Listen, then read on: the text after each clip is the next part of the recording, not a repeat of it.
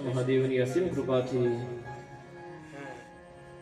અત્યંત પાવનકારી એવી આ ભક્તિમય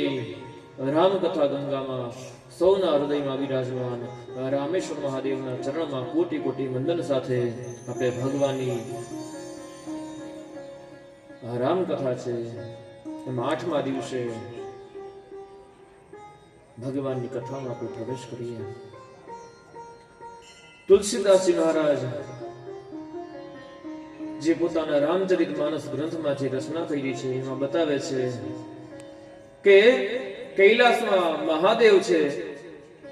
એ ઉમાને જે રામકથા સંભળાવે છે, યાજ્ઞવલ્ક્ય છે ભરદ્વાજ મુનિને સંભળાવે છે અને નવધા ભક્તિ છે એનું નિરૂપણ કરેલ છે